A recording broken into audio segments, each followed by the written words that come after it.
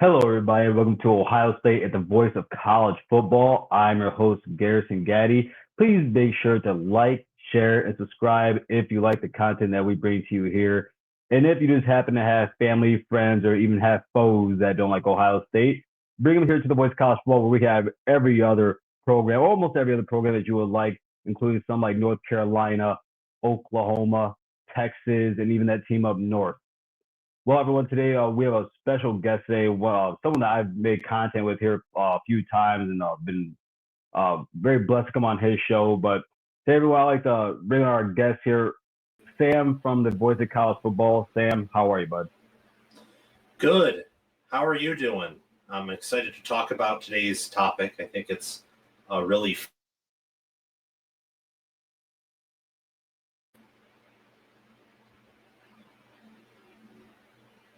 Oh, sorry, I think I just lost connection here a little bit, but sorry about that. But let's say about the topic we're going to discuss today. For all those who don't know, it comes from a video that Sam actually a video that he posted. I think it was about a week ago. Sam was that, or almost 2 weeks ago, I believe it was. yes. And he brought up something very interesting that I've loved having a conversation with, but I haven't had with anyone. And so I wanted to bring someone on here like you, Sam. Well, for those who don't know, he is a Michigan fan, but I consider Sam to be one of the more unbiased people that talks college football, one of the more knowledgeable people that talks college football. I mean, you range from not just your favorite team, but all of the Big Ten, even across the whole landscape. But today, what we're talking about, everyone, is whether Ohio State is better under Ryan Day than it was Urban Meyer. So, Sam, you start off here. How would you, if you had to categorize or just briefly talk about Urban Meyer's era, what would you call it? How would you talk about it? And what do you think Ohio State was during that time? I think that Ohio State, at the end of the day, was a dominant player nationally and a dominant player in the Big Ten under Urban, same as they are under Day. But I think it was in a weaker Big Ten. That's kind of what I view as the biggest difference between the two. And of course, there are other big differences that we'll get into, but I would describe Urban Meyer at Ohio State as a dominant player and as a force, but as an era that wasn't quite like Saban's at Alabama, and it was in a Big Ten conference where Penn State was reeling from sanctions and Michigan was figuring itself out and coming out of its worst stretch in school history. And the second best program in the Big Ten in that time frame was probably Michigan State under D'Antonio, who never recruited the caliber of athlete to win it all. That's what I would describe it in a nutshell. Ohio State was the best in the Big Ten, and the only school north of the Mason-Dixon line that could really compete with the SEC. But I think that Urban Meyer, at the end of the day, there was a reason why he only reached the college football playoff twice, and there were some ups and then downs. Downs were Ohio State downs, not downs at any other program, but downs nonetheless that prevented them from reaching, I think, a level of national consistency that, whether it's due to playoff changes or how Day constructs the roster, that Ohio State more easily hits now. You bring up something that I loved about just how easy the Big Ten was back then. I remember there was a time when I honestly, and don't get me wrong, the game is the game, Ohio State and Michigan, right? But there was a time when I freely said I fear Michigan State more than I did the team up north, and that's just how I felt about at that time. And of course, Mark D'Antonio had some of his best teams. Honestly, were at the start of the Urban Meyer era. But you bring up like you said how easy it was. Like I have it right here. Under Urban Meyer during his time at Ohio State, his strength of schedule was 4.27 and Ryan Day's is 6.53. Strength of record for Urban was 18.43, and then for Day 21.62. It goes to show you, man. I mean, the Big Ten is always better, of course, when our two favorite teams are really good. But you look around the rest of the conference. I mean, first off, you had Ohio State, Michigan, Michigan State, Penn State all in the same division, which is one of the dumbest things I think the conference could have ever done, because it took away all the parity out of the conference. We kind of knew who was going to win. I think I'm correct when I say the Big Ten West never won the Big Ten conference. Yeah, they never did ever, which is insane. But like from a Buckeye stance, when I look at the Urban Meyer era, I do believe it was awesome. Undefeated against the team up north, being Michigan. Won a national championship. For a lot of Ohio State fans, his first season at Ohio State in 2012 is a little bittersweet. We go 12-0, but because we decided to self-sanction ourselves, thanks to Gene Smith, we were left out of the national title game, which we would have played Notre Dame, and I'd be very comfortable to say we would have won that game.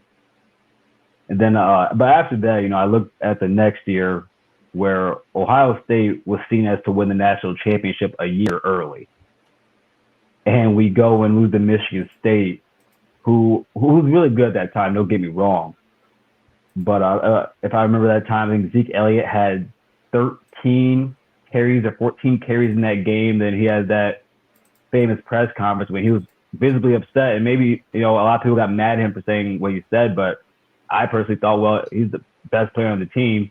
He clearly should have got the ball more. Yeah, that was a misstep on Urban. And then you saw him in the tunnel eating a slice of pizza.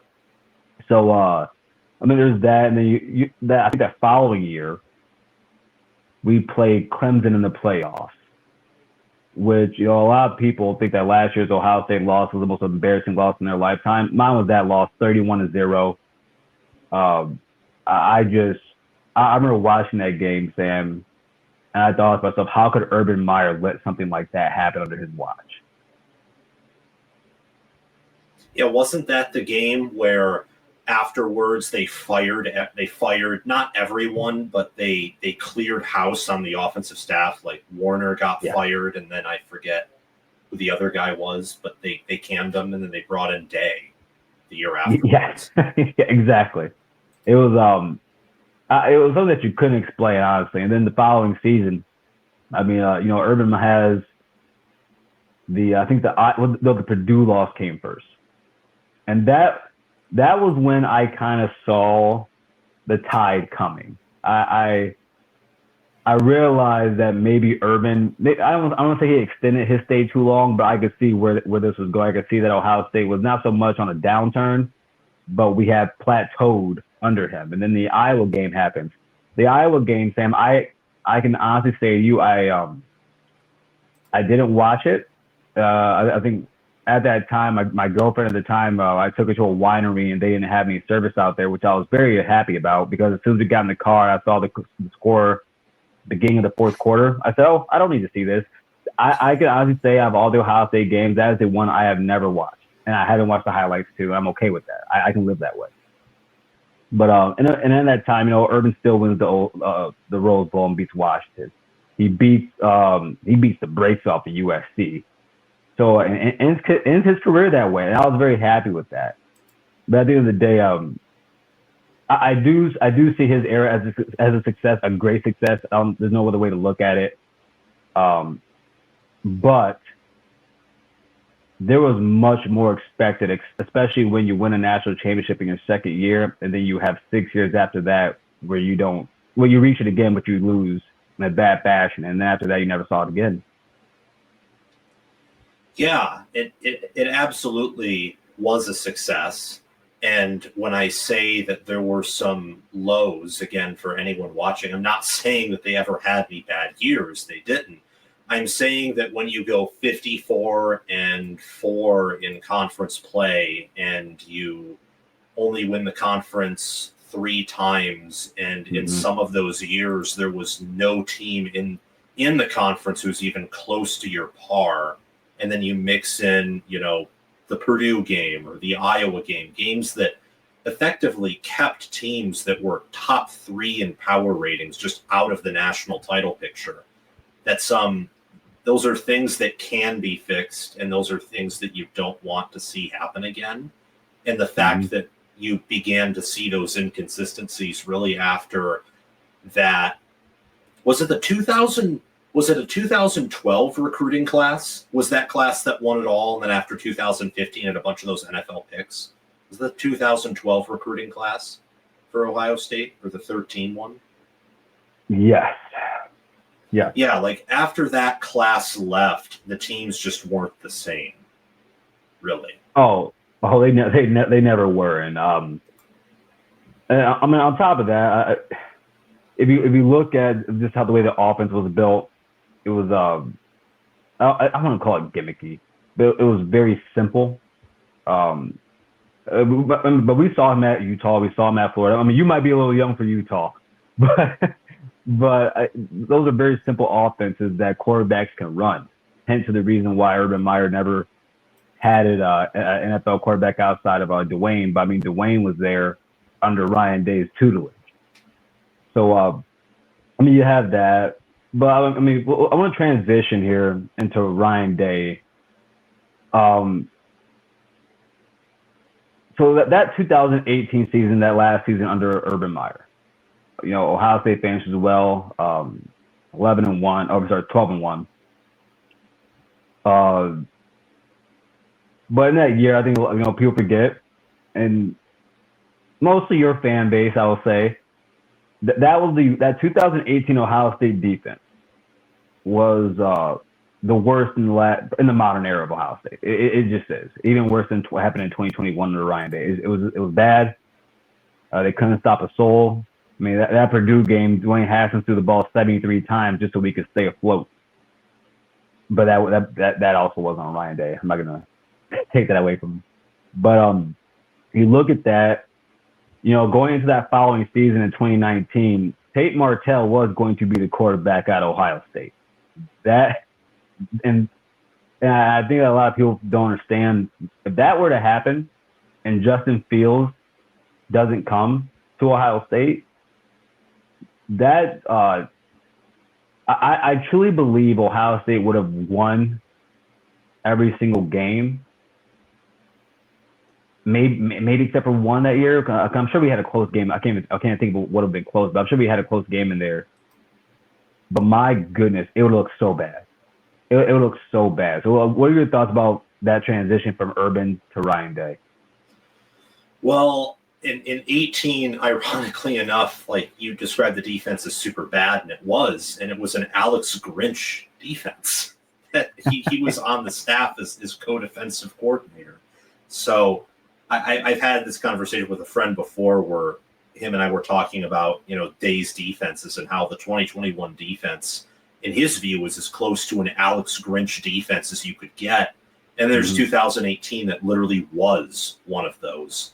And going from that, and then Day cleans out the defensive staff a little bit, brings in Jeff Hafley, and the unit is immediately a top 5 talented unit again. And the offense, too, bringing in Fields, and that's the year where you begin to see, I think, if I remember correctly, Hartline was in his first full year as the wide receivers coach. Mm-hmm. So that era starts, and Chris Olave continues to mature. I mean, the 2019 team, I think, is the greatest college football team, maybe not in history, but one of the greatest in history to never even participate in a national championship game. Like, that team was loaded at almost every position. It's still, I think, Ryan Day's best team to date. And I wouldn't be shocked if that's the best team of his entire career, due to how in the 2010s it was way easier to accumulate talent and force it to stay there. And now there's just so much freedom of movement that you can't keep, a 3 deep full of good players at every position anymore. You just can't do that. I think that what Day has done, 46-5, up to this point, and then in his first 2 years, he was undefeated in conference play, and his only 2 losses were to a 14-win Clemson team, a 2020 Alabama team that analytics say is the best of the 21st century, minus maybe 01 Miami or 19 LSU. He took Urban's program over and made it better. And yes, had kind of I would say a valley in 2021. But right now, I mean, they're recruiting at a similar level that Urban did, and I would say better at certain positions.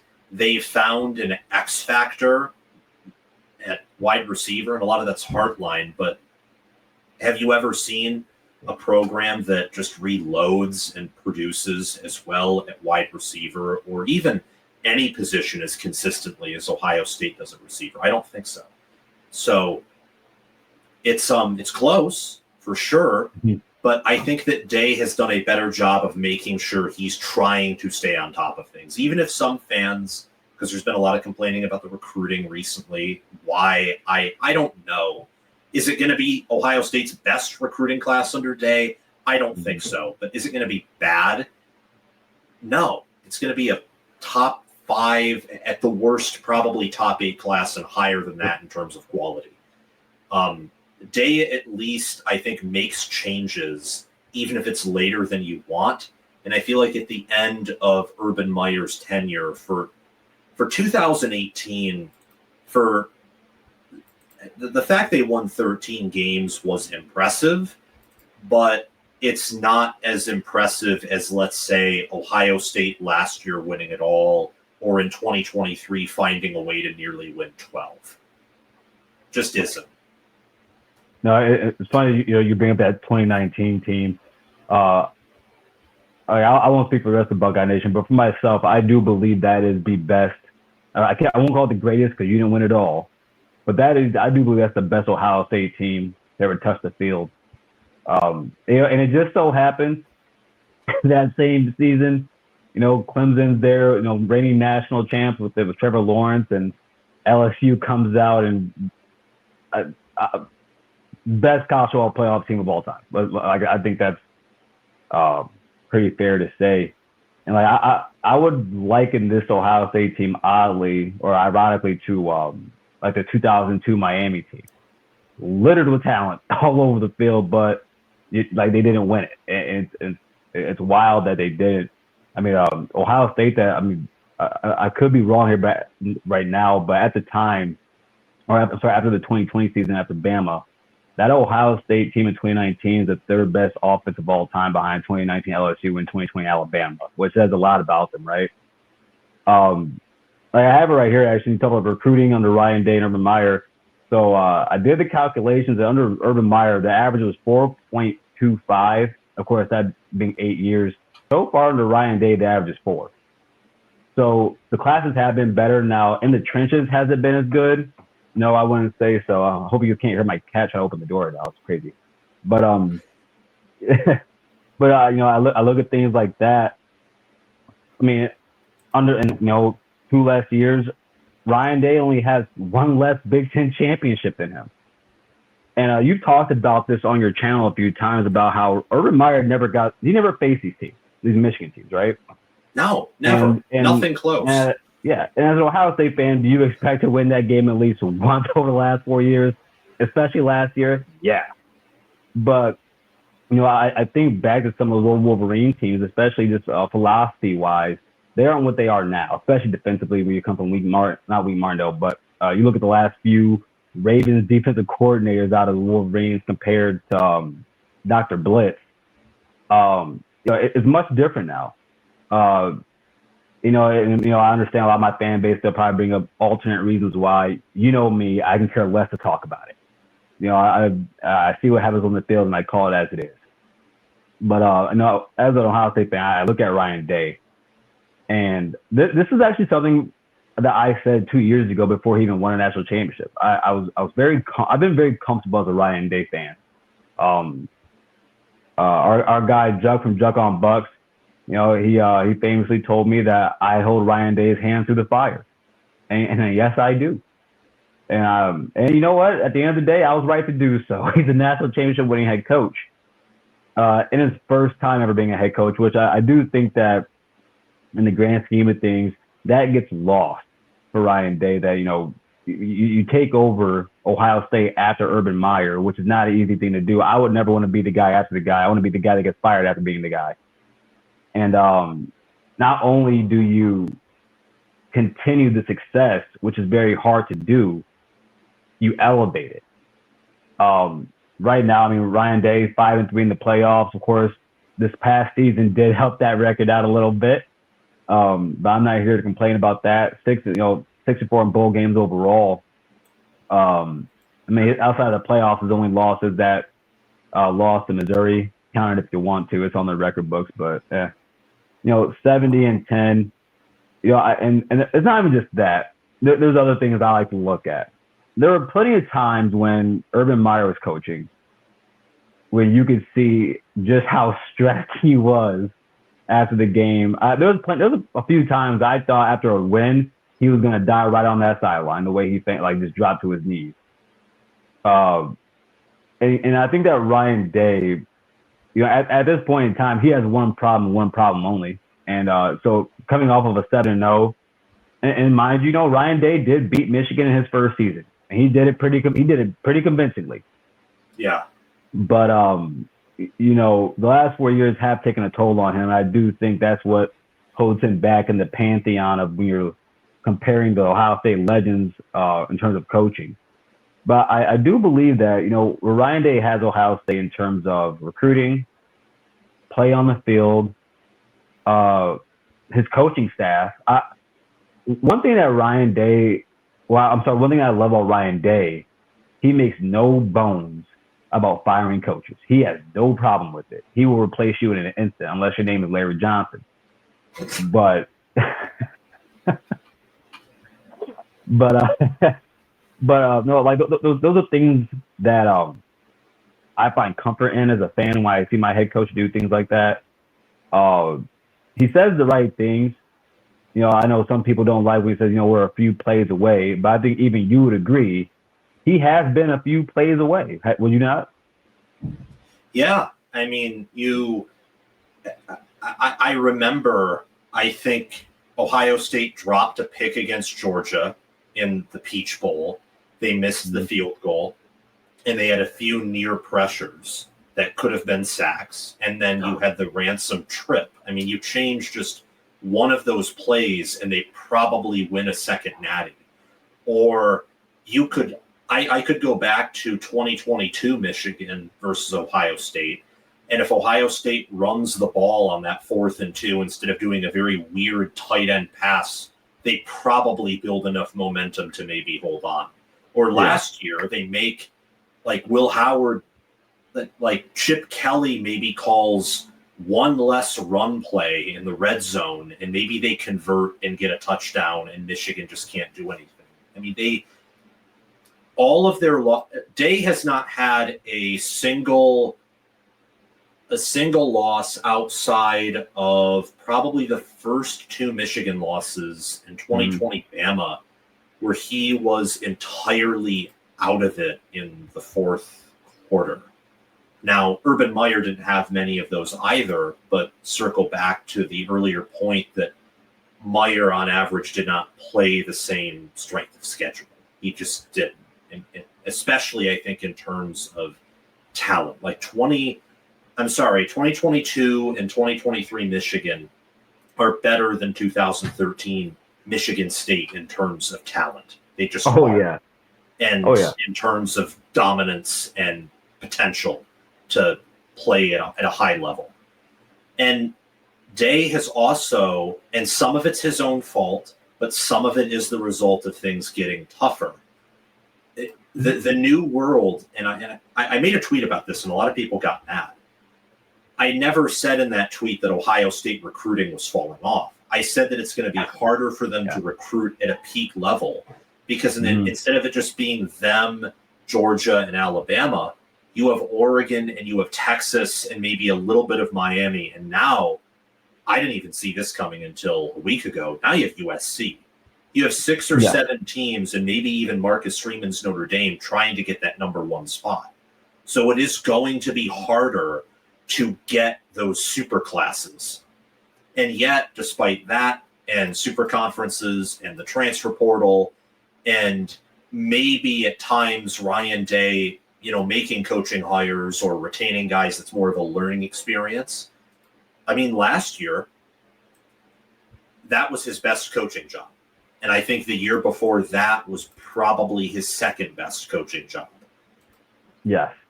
And he in terms of being a game manager, I think ever since 2021 has been on this consistent upward climb. And that's impressive. So to end here, if you, how do I say this? If you had to give me the specific points of what makes Ohio State better under Ryan Day than Urban Meyer, what would they be? The specific points are that what you have to give to Urban Meyer is that he beats Michigan. But to be fair on that point, Day's also faced tougher Michigan teams and better coached Michigan defenses by a mile in general, and typically tougher, larger Michigan teams. I mean, even last year's Michigan team, I never thought physicality or even strength and conditioning was a problem. It's the fact they had no skill players and a head coach who didn't know how to call timeouts. Ryan Day has Ohio State in a better position because Ryan Day in the playoffs and in big games not named Michigan has the same capacity to win. And he doesn't lose these random games. He doesn't lose these games to small opponents. And with tougher schedules, that's more important now than ever because you're not guaranteed to win, even under Urban Meyer, Oklahoma in 17, Michigan State in 15. You're not guaranteed those big game wins. And if you lose a big game or now 2, I mean, I think 9-3 is the new 10-2, and then you lose a random game, well, you're out of the playoffs. And out of the playoffs at Ohio State now more than ever is absolute failure because the field is expanded. So I think Day is better because his floors are higher. And also, if you look at the power ratings, I don't have the specific numbers, but I did this exercise. Day's teams have finished with higher FPIs than Meyer's teams have. I believe it. He also hired Jim Knowles, which is not orthodox at all, I think, for Ohio State. So he went completely out of left field to get him. And I think Knowles is the best defensive mind in the country. So hiring him and that panning out, and then like hiring Kelly, and that helped him win it all. He's fluid with his identity. So you have the you have the higher floor, the higher ceiling, and while sometimes the fluidity of identity has bitten him in the butt, I think it has helped him figure out what he wants to do. And I think consequentially from that, you've seen his teams get better, his game management get better. I think the caliber of athlete at Ohio State now, even with the portal wearing down everyone's depth, the average quality of athlete, especially on defense, is way better now than it was 4 years ago, or 3 with Ohio State. I mean, just look at the build of those guys, and even look at the depth. It's impressive. To put it in brevity, he is a program builder and someone who can maintain. And Urban Meyer was always going to be someone, whether his time at Florida or Utah and at Ohio State too, where he comes, he wins a title, but he can't stay there for too long. Day is one of those rare guys where you've seen it with where he's willing to make changes, he's willing to pivot, and with how he beats all the teams he should beat for the most part, he's someone who could stay there for a decade or 2 decades. Not saying it'll happen, but he could do that without losing it, and that's rare. That's a great answer. For me, man, I look back on the urban era. I see Urban as a guy that he's when he comes in there, it's very strong. It's I mean he comes there like full bore. Um, I think Urban has the ability to flip things around very quickly, which is really hard to do. But one of the cool things of when when his first recruiting class, his sales pitch to kids down south was, if you come to Ohio State, you're gonna have a chance to beat Alabama. Which I don't know how you can foresee that, but it happened, and it worked, and you know, and I do think that Urban Meyer, he's grittier, man. he's a he's a Midwest guy from Ohio, Ryan Day from the Northeast Coast. But I think that when you have a guy like that who's headstrong, um, back in World War II, it was very well known that they loved the military guys or soldiers out of the Midwest because they work hard and they don't care. And I think that's what Urban Meyer is. He works hard and he don't care. He'll get the job done by any means necessary, and I mean by any means.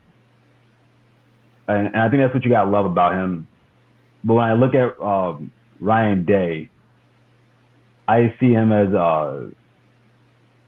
he's someone that can sustain longer, like you said. I'm not, like you said, not saying he's gonna be here for 2 decades, but I mean Ryan Day has already said his goal is to get that second championship. The first coach to do it since Woody Hayes. That's what he wants to do. So I'm very happy knowing that we're at year 7 now, probably gonna be for the next few years, past 10 years at least. So that's good to know. I do believe he is a program builder. Some people might disagree with us on that and saying, he came to Ohio State, and yes, listen, I'm never going to apologize for Ohio State never going into football purgatory. I'm never going to apologize for that. But I do believe that when you look at what he's been able to do with his coaching, when you look at what he's been able to do with his changing his identity, as you say, he's very fluid. In 2019, Ohio State had a run-based offense. J.K. Dobbins ran for 2,000 yards that season. Master Teague got 800. You look at it was mostly slants, RPO, flies. That's what you got out of that offense, and the screen. You look at what happened between with C.J. Stroud. That became over not I won't say area, but pass happy offense, more NFL like. But you had an NFL quarterback, and so that's what you could do. You go into what happened with Cal McCord. You got Emeka, who's in and out of a whole year. Your whole running back room is injured, basically. I think that's Marvin's first year starting, and you basically had to run the offense through him, but you made it work. And then you look at this past season when you bring in Will Howard, who's a 59 to 60% thrower. You turn him into a 73% guy, which I didn't see that coming. I don't think anybody could have saw that coming, right? And so I look at that, and I look what's happening here in the future for the Buckeyes, and I'm like, man, it feels good knowing I was on the right side of history and saying we have the guy.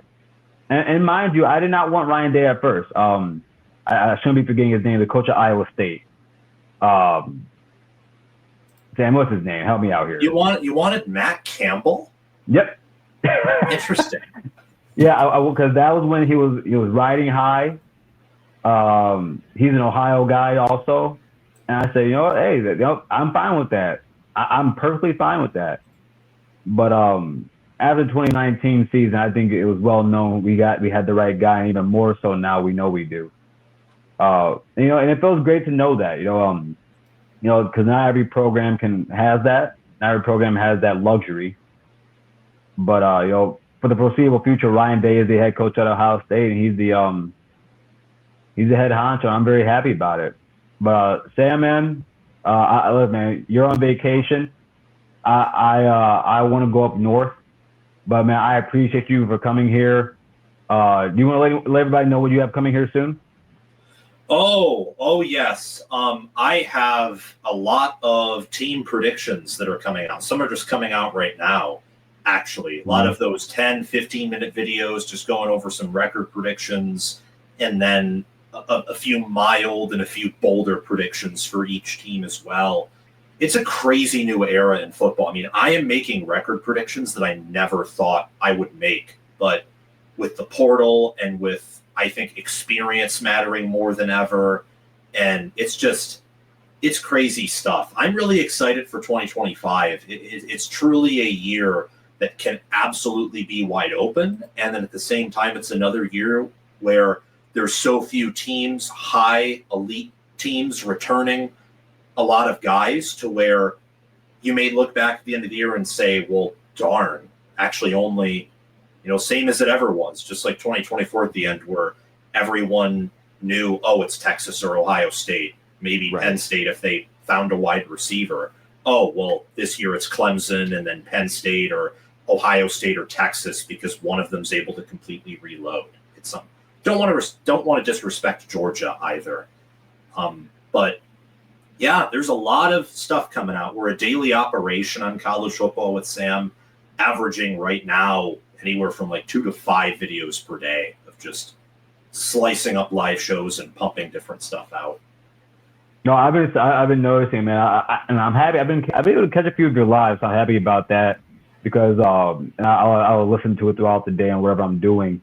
Because I'm like, man, like I see all the videos. I'm like, you know what? I'm just gonna catch the live because I'm like, I don't have time to like watch all these videos. I'll put it in my watch later list and I'll miss it. I'll see it a month later. But appreciate you, Sam. Thanks for coming on here, man. Always love talking football with you and OH. IO. Thanks for having me on. Sure. Well, again, everyone, thanks for viewing this video. Again, please subscribe to Ohio State, the voice of college football. And if you haven't yet, please check out the rest of the content we have here with myself, Ryan Stano, Terry, Mike, and also the leader, Mark Rogers. And as always, OH, IO.